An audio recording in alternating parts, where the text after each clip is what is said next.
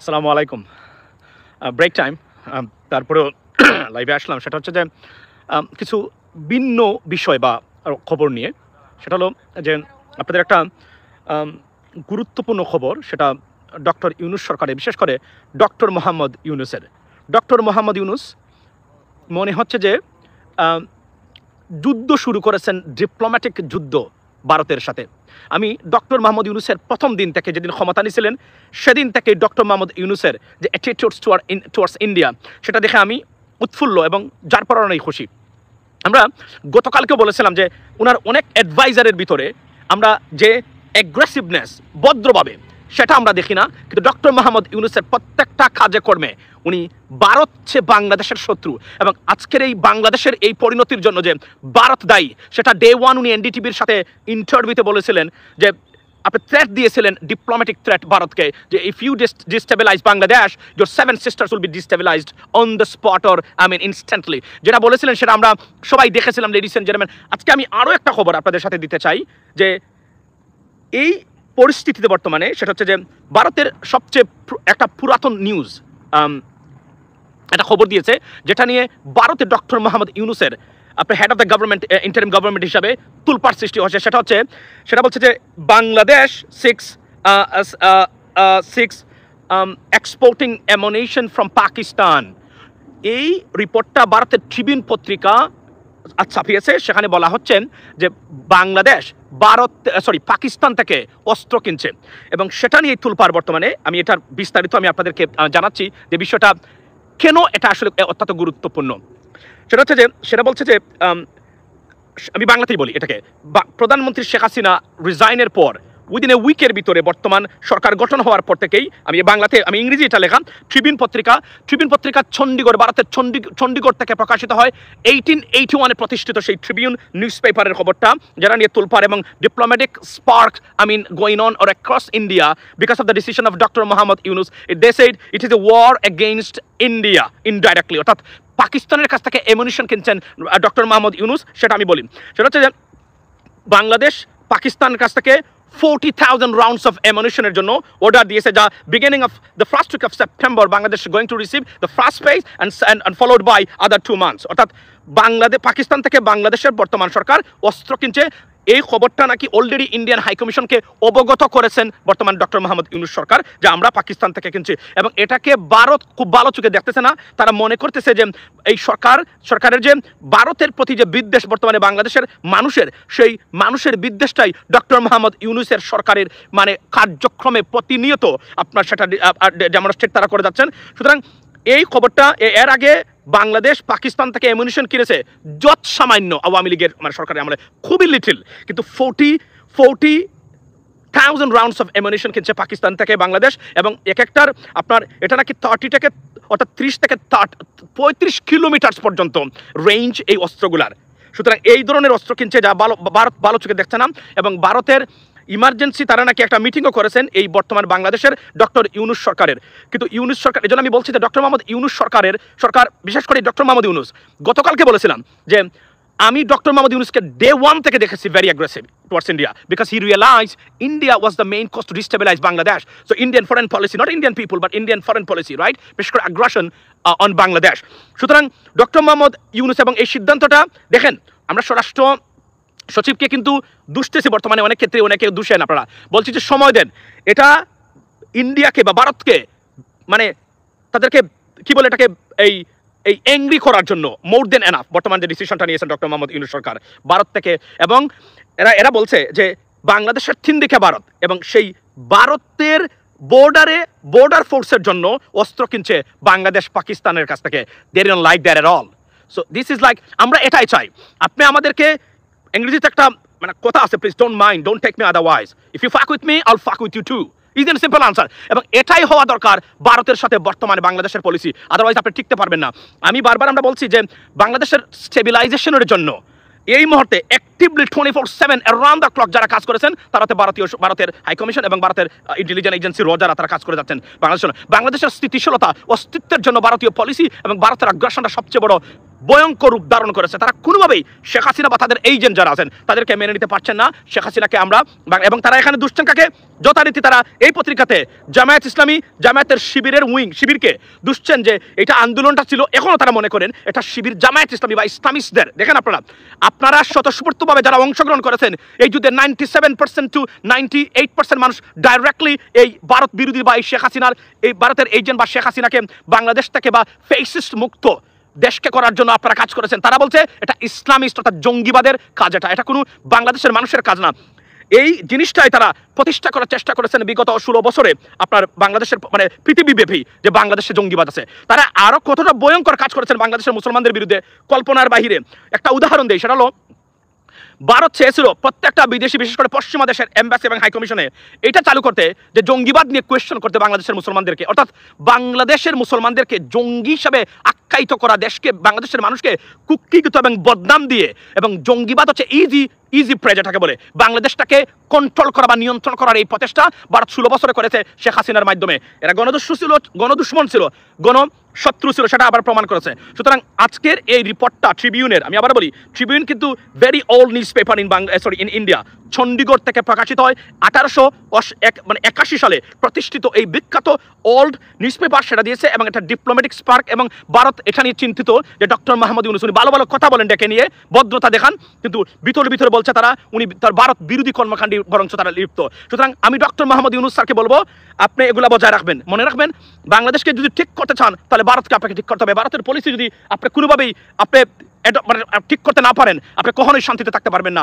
তারা কোনোদিন আমাদেরকে শান্তিতে থাকতে দেয় নাই, এখনো দিবে না। তারা শেখ হাসিনাকে থাকতে দেয় নাই। আজকে শেখ হাসিনার এই পরিণতির কারণটা হলো বাংলাদেশের মানুষ তাকে বিচ্ছিন্ন করে রেখেছিল এই ভারতীয় প্রচেষ্টায়, সে বুঝতে পারে নাই। আজকে আওয়ামী লীগের ডিস্ট্রাকশন সবকিছু শুধুমাত্র ভারতের পলিসির কারণেই বর্তমানে আপনার হয়েছে বাংলাদেশে।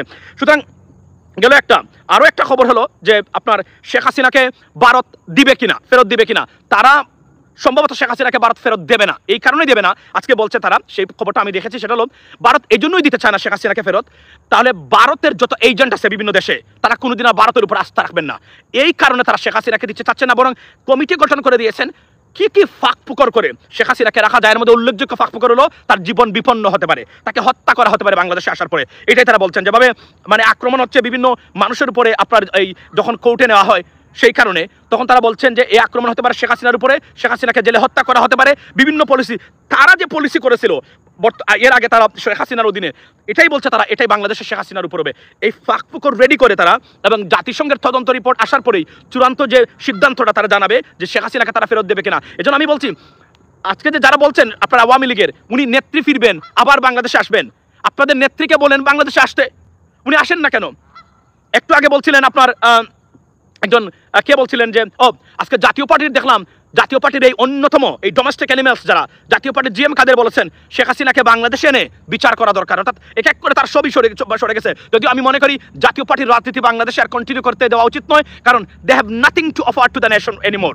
এবং এই ধরনের হাসানুল হক ইনু গ্রেফতার হয়েছে, রাশেদ খান মেনন গ্রেফতার হয়েছে, এবং ওবায়দুল কাদেরের কিছু বক্তব্য দেখলাম, অর্থাৎ এই ব্লাডি বাংলাদেশকে উপহার দেওয়ার জন্য এই শেখ হাসিনার এই গ্যাংরা এবং হাসানুল হক ইনুর মতো ভারতীয় এজেন্ট এবং রাশেদ খান মেননের মতো এরা বাংলাদেশটাকে কিভাবে কুক্ষিগত করে রেখেছিল। আমাদের থ্যাঙ্কস টু অলমাইটি আল্লাহ যে আমাদের নতুন প্রজন্ম এবং প্রবাসীদের সহযোগিতায়, আমি বারবার প্রবাসীদের সহযোগিতা এজন্যই বলি, লেডিস এন্ড জেন্টলম্যান মনে রাখবেন, রেমিটেন্স শাটডাউন তাদের ব্রেইনের ভিতরে রক্ত প্রবাহটা বন্ধ করে দিয়েছিল, remittance shutdown. So do not forget our expectations of probashi, যারা আমরা আন্দোলন করেছি, যারা এখানে যুক্ত হয়েছেন, এবং এই অক্সিজেন বন্ধ করাও অন্যতম কারণ ছিল শেখ হাসিনার সরকারকে ডিস্টেবিলাইজ করার জন্য। সেটা পলকের এই মানে কেঁদে রেমিটেন্স পাঠানোর বক্তব্য থেকে আপনারা বুঝেছেন, এবং তারা কতটা ডায়ার সিচুয়েশন ছিল সেটা অর্থনীতি থেকে এই অবস্থার মধ্যে দিয়ে আমরা দেখেছেন। টাকাই নাই, যেখানে ডলার টাকার প্রশ্ন সেখানে উঠে না। সুতরাং শেখ হাসিনা তাকে তারা দিবে না, তবে শেখ হাসিনাকে নিয়ে খেলার চেষ্টা করবে আপনার ইন্ডিয়া। মনে রাখবেন, শেখ হাসিনা বা আওয়ামী লীগ ছাড়া ভারতের অস্তিত্ব বাংলাদেশে অলমোস্ট নন এক্সিস্টেড। সুতরাং এটা কখনোই ছাড়বে না। আপনি যদি মনে করেন ভারত ফিক্সড হয়ে গেছে, তারা দেখাবে ফিক্সড হয়ে গেছে, বা তাদের যে রিপ্রেজেন্টেটিভস বা এজেন্ট যারা আছে, পার্টিকুলারলি শেখ হাসিনা ওই তথাকথিত বা আপনার যে এই যেটাকে সেকুলার নামের ভারতীয় এজেন্ট যারা আছে, তারা কোনো অবস্থাতেই চাইবে না বাংলাদেশটা স্মুথ ভাবে চলুক, কারণ শেখ হাসিনার অনুপস্থিতিতে বাংলাদেশ ডিস্টেবিলাইজ করা।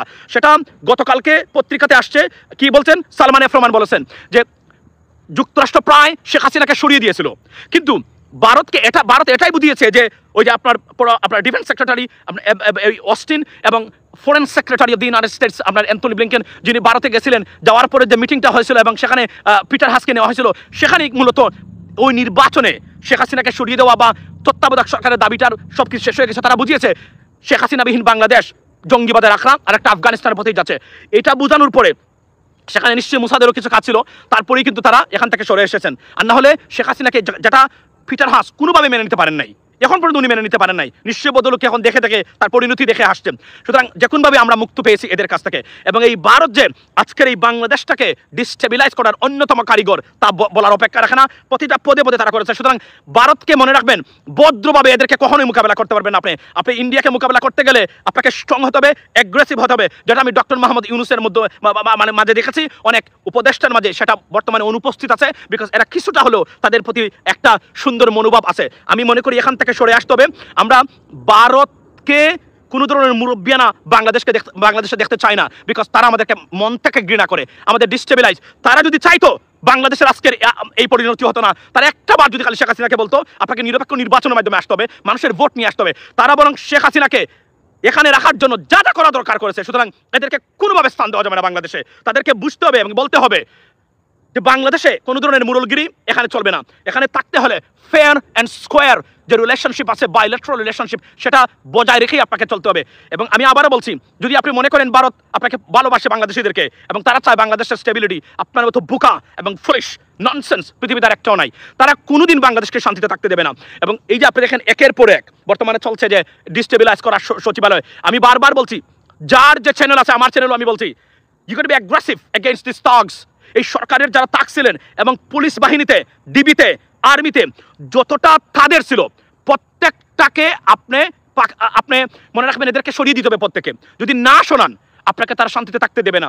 যদিও ভারত এবং তাদের এই যারা আওয়ামী লীগ, তাদের উদ্দেশ্যে আমার বক্তব্য একটাই, বাংলাদেশ চালায় পুলিশ এবং আর্মি না, বাংলাদেশ বর্তমানে চালায় স্টুডেন্টরা।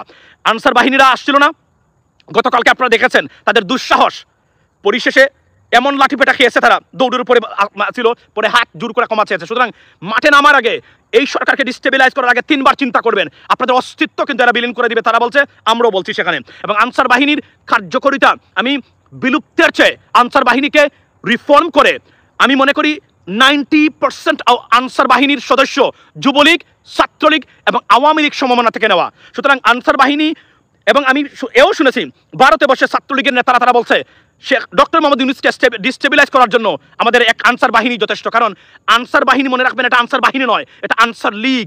এরা অস্ত্র আছে, এরা যে কোনো সময় বাংলাদেশে বড় ধরনের দুর্ঘটনা ঘটাতে পারে। So be careful. আমি সরকারকে বলবো, এবং যারা আপনাদের চ্যানেল যারা আছে, সেই চ্যানেলের মাধ্যমে সরকারকে জানিয়ে দিবেন, আনসার বাহিনী হবে ভয়ঙ্কর একটা ফোর্স সরকারকে ডিস্টেবিলাইজ এবং বাংলাদেশের শত্রুদের আপনার কার্যক্রম বাস্তবায়ন করার জন্য। So be careful. আনসার বাহিনীর কার্যকারিতা তাদের আসলে কি দরকার ছিল, আমি আমার জীবনে, আমার বাবার জীবনে, আমার সন্তান তো আমেরিকাতে, আমি জানি না কারো কোনো কাজে লেগেছে কিনা। আমি একটা উদাহরণ দেই, আমার ভাই, আল্লাহ ওনাকে বেহেশত নসিব করুক, আমি 23 বছর আগে আমার ভাই যেহেতু হেড অফ ইনস্টিটিউশন ছিলেন, উনি প্রিজাইডিং অফিসার ছিলেন, উনি আমাকে নিয়ে গেছিলেন একটা, তখনকার সময় ইউনিয়ন পরিষদের নির্বাচন ছিল। আমি আনসারকে কিভাবে দেখেছি আমি একটা উদাহরণ দেই। তখন পুলিশ থেকে শুরু করে ট্রাক ভরে সবাই গেল, সেখানে আমরা গিয়ে পৌঁছলাম, উনি আমাকে নিয়ে গেছিলেন দেখার জন্য। 24 বছর আগে, আমি মাত্র ইন্টারমিডিয়েটে পড়ি তখন, না হাই স্কুল থেকে বের হয়েছি আমি জানি, মনে নেই আমার। সেখানে হয়েছে কি, আমি আপনাকে বলি, আমি আনসার বাহিনী কি দেখলাম, সারা রাত এরা ঠান্ডার সিজনে বসে বসে ওই বাইরে বসে ভারতীয় বিড়ি খাওয়া, আর ইলেকশনের দিন অযথা বাঁশি বাজিয়ে মানুষদেরকে হয়রানি করা। এই সারা আমি আনসার বাহিনী কোনো কাজই দেখলাম না আমি কোনোদিন। কি দরকার আনসার বাহিনীর? I have no idea. সুতরাং তারপরেও যদি থাকতে চায়, মনে রাখবেন 90% আনসার বাহিনীর সদস্য বর্তমানে আওয়ামী লীগের দ্বারা, আওয়ামী লীগের, ছাত্রলীগ, যুবলীগ, স্বেচ্ছাসেবক লীগ এবং শ্রমিক লীগ থেকে নেওয়া। Be careful, that could be a dangerous force against the stabilisation of our country, ladies and gentleman. সো এটা বলে দিবেন প্রত্যেকটা ক্ষেত্রে, যারা যেখানে আছেন পৌঁছে দিবেন। এই সরকার, আমি আবার বলছি, they are soft, slow and steady, but they can to be aggressive like doctor Mohammad Yunus. এই সময় এসে পাকিস্তান থেকে 40 রাউন্ডস অ্যামিনিশন কিনা বর্ডারের জন্য, আপনি কি মনে করেন it's like a joke? It's not a joke. It's a very serious demonstration of serious aggressiveness by the Dr. Mohammad Yunus. সুতরাং আমরা চাই you got to be aggressive. যত বেশি দুর্বল হবেন, তারা তত বেশি তারা এসে আপনার মানে কাঁধে আপনার ফারাক্কা হোক, আমি বলি ফারাক্কাবাদ বা এই বিষয়ে আমার যে বক্তব্য আমি সেটা দিয়েছি, বন্ড রেডি করার জন্য টাকা নেন, আমাদেরকে টাকা দেন, আমাদের টাকা দিয়ে আপনি টাকা বানাবেন, এই টাকা আমাদেরকে দিবেন, ডাবল লাভ, প্রবাসীদের লাভ। আমরা সবাই দারিদ্র, আমাদের প্রবাসী পরিবারটা দারিদ্র মুক্ত হতে পারবে, কারণ আপনি চীনের কাছ থেকে টাকা এনে ফারাক্কা, আমি বলছি এটা ফারাক্কা বা এন্টি ফারাক্কা বন্ড নামে এটা পরিচিত হতে পারে, এই বন্ডটা তৈরি করবেন, আমরা কিনবো, আপনাদেরকে ডলার দিব, আপনাদের ফান্ডের কোনো প্রয়োজন নাই, আপনারা কাজ করবেন, তারপরে এটার যে প্রফিট যেটা আছে সেটা আপনি চীন থেকে নেবেন, IMF থেকে নেবেন, ওয়ার্ল্ড ব্যাংক থেকে নেবেন, ADB থেকে নেবেন, তাদেরকে ইন্টারেস্ট দিতে হবে, তারা তো ফ্রি দিবে না, তাহলে এই টাকাটা আমাদের কাছ থেকে নিয়ে আমাদেরকে দেন, ডাবল লাভ। এটা অবশ্যই বিবেচনা করা দরকার, এটা আপনারা আওয়াজ তুলবেন। আর বর্তমানে এই কথাই হলো যে ডক্টর মোহাম্মদ ইউনূসের প্রত্যেকটা ক্ষেত্রে আমি তার অ্যাগ্রেসিভনেস, এই 84 ইয়ার্স এজ একজন মানুষের কাছে দেখে আমি অভিভূত। আমি যারা অ্যাডভাইজার্স আছেন, in this government, you got to follow doctor Mohammad Yunus, because মনে রাখবেন এখানে পলিটিক্যাল কারেক্টনেস বা পলিটিক্যাল কারেক্ট পজিশনে থাকার কোনো সুযোগ আপনার নেই। তারা কিন্তু দেখেন, আপনি মনে করেন পানিটা অতিরিক্ত হয়েছিল বলে সেরেছে, তাহলে 31 বছরে যে বাঁধ ছাড়ে নাই সেই বাঁধ তারা বাংলাদেশে আবার ছাড়লো কেন? তারা মনে করেছে বাংলাদেশকে ডুবিয়ে হাহাকার করে দিবে, কিন্তু বাংলাদেশ যে বিরল এক জাতি, ভিন্ন ধর্মের এক নেশন পৃথিবীতে আছে, সেটা তারা জানতে পারে নাই। পাকিস্তানের বিভিন্ন নিউজ চ্যানেলে দেখাচ্ছে তারা বাংলাদেশের টিআরসিতে বাংলাদেশের মানুষের গ্যাদারিং, বলছে যে এটা ত্রাণ নেওয়ার জন্য নয়, ত্রাণ দেওয়ার জন্য, ঐক্যের বাংলাদেশ এবং জনসাধারণ কিভাবে ঐক্যবদ্ধ হয়েছে পৃথিবীর কোনো দেশে এমন নজিরবিহীন ঘটনা বা আপনার এই অবস্থা আপনার দেখা যায়নি, মাত্র বাংলাদেশে দেখা যাচ্ছে। সুতরাং এই জাতিকে দামিয়ে রাখা আওয়ামী লীগ রেখেছিল, এবং আওয়ামী লীগের এজেন্টরা, আওয়ামী লীগের বস তারা রেখেছিল। আমরা যদি এদেরকে মোকাবেলা করতে পারি সিস্টেমেটিক ওয়ে, এবং বারবার বলে রাখি যারা এখানে আছেন, কোনো নিরীহ আওয়ামী লীগ, কোনো ধরনের একজন মানুষ শুধু আওয়ামী লীগ করার কারণে সেজন্য আপনাদের কাছ থেকে কোনো ধরনের হয়রানি এবং বৈষম্যের শিকার না হয়, because end of the day they are Bangladeshi two.